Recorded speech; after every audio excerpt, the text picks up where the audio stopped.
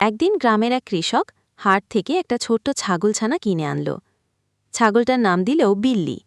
দেখতে মোটেও রাজকীয় নয়, চোখে একটা আজব চাহনি, আর সবসময় মাথা ঘুরিয়ে ঘুরিয়ে সবকিছু দেখে। বিল্লির একটা অদ্ভুত অভ্যাস ছিল, সে কেবল ভয় দেখিয়ে খাবার চুরি করত। একদিন কৃষকের বউ রান্নাঘরে ভাত রেখে বাইরে গেল।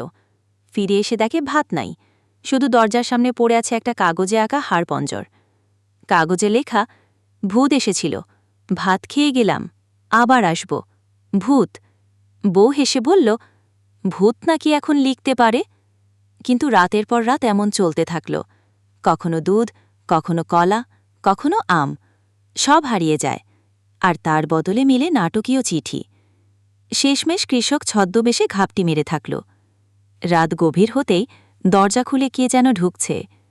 দেখে সে ছাগলছানা বিল্লি, কাঁধে একটা ছোট্ট ব্যাগ ঝুলিয়ে হাঁটছে, মুখে একটা কলম আর পিঠে ঝোলানো চিঠি। কৃষক হেসে গড়িয়ে পড়ল, বিল্লি, তুই তো পুরো প্রফেসর। তারপর থেকে গ্রামের সবাই বিল্লিকে বুদ্ধিমান বিল্লি চোর তত্ত্ববিদ নামে ডাকতে থাকল।